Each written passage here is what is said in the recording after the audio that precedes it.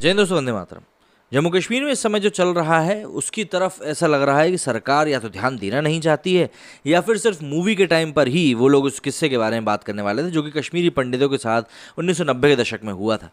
क्योंकि उस समय जो हुआ था, एक बार फिर से उन सभी चीज़ों ने अपनी करवट बदली है और सर उठाना शुरू करके घाटी में टारगेट किलिंग को एक बार फिर से शुरू कर दिया है। अभी कुछ ही दिनों पहले शिक्षिका की भी उसी वायरस में हत्या करी गई और उसके पहले भी कई सारे ऐसे इंसिडेंट हमारे सामने आ ही चुके हैं। लेकिन इन सभी इंसिडेंट के सामने आने के बाद से एक बार फिर से जो एक वैमनस्यता होती है वो एक बार फिर से फैलने लगी है और जो पब्लिक है उसके मन में जो भरोसा उठ रहा था सरकार के प्रति कि नहीं ये सरकार हमारा ध्यान रख सकती है, वो भी टूटने लगा है। अब ऐसे में क्या कुछ हुआ है इस मामले में डेवलपमेंट और क्या कुछ सरकारी कर्मचारी में या फिर यूँ कहें कश्मीरी पंडितों ने बात कही है वहाँ पे मौजूदा हालातों को लेकर सरकार से, उस बारे में बात करेंगे इस वीडियो में। और साथ ही साथ ये भी जानेंगे कि सरकार अब क्या कदम उठाने जा रही है। जम्मू कश्मीर में टारगेट किलिंग के बीच प्रशासन ने बड़ा फैसला लेते हुए हिंदू सरकारी कर्मचारियों का ट्रांसफर करने का फैसला लिया है। हिंदू कर्मचारी मांग कर रहे थे कि उनका जम्मू में ट्रांसफर किया जाए, लेकिन अभी के लिए प्रशासन ने उन्हें जिला मुख्यालय लाने की तैयारी करी है। उधर जम्मू कश्मीर के कुलगाम में एक हिंदू शिक्षक रजनी बाला की हत्या पर आज भी विरोध प्रदर्शन जारी है। रजनी की अंतिम यात्रा के दौरान गुस्साए प्रदर्शनकारी बुधवार को सड़कों पर उतर आए और हमें न्याय चाहिए के नारे लगाए। इस बीच कश्मीरी पंडितों ने धमकी भी दी कि अगर प्रशासन ने उन्हें 24 घंटे के अंदर सुरक्षित स्थानों पर नहीं पहुंचाया तो वे घाटी छोड़ देंगे।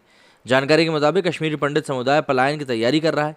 कश्मीरी पंडितों की चेतावनी के बाद जम्मू कश्मीर प्रशासन ने उन्हें उनके ट्रांजिट कैंपों तक सीमित कर दिया है। मंगलवार सुबह कुलगाम के गोपालपुरा इलाके में हाई स्कूल टीचर रजनी बाला की आतंकियों ने हत्या कर दी थी। 36 साल की रजनी को सिर में गोली मारी गई थी। कुलगाम की रहने वाली टीचर ने अस्पताल ले जाते वक्त दम तोड़ दिया था। 20 दिन में दूसरी हत्या को लेकर कश्मीरी पंडित विरोध प्रदर्शन कर रहे थे। वहीं जम्मू कश्मीर में भाजपा नेता रविंदर रैना रजनी बाला के आवास पर पहुंचे। वहां हो रही नारेबाजी के बीच उन्होंने प्रदर्शनकारियों से बात करी।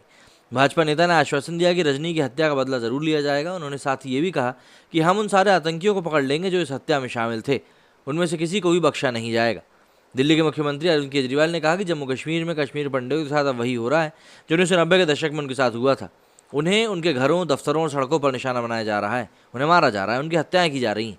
ये मानवता और देश के खिलाफ है और इसे रोकने के लिए कोई कुछ भी नहीं कर रहा है। घाटी में 18 दिनों में कश्मीरी पंडितों का आंदोलन चल रहा है। प्रधानमंत्री रोजगार पैकेज के तहत नौकरी पाने वाले पंडितों काम का बहिष्कार कर प्रदर्शन कर रहे हैं। ये घाटी में सबसे लंबे समय तक चलने वाला प्रदर्शन बन चुका है।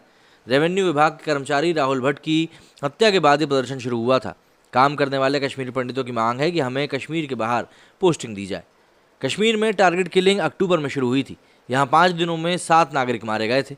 इनमें एक कश्मीरी पंडित, एक सिख, एक प्रवासी हिंदू शामिल है जो नौकरी की तलाश में आए थे। 14 अप्रैल को आतंकियों ने सतीश कुमार की गोली मारकर हत्या कर दी थी।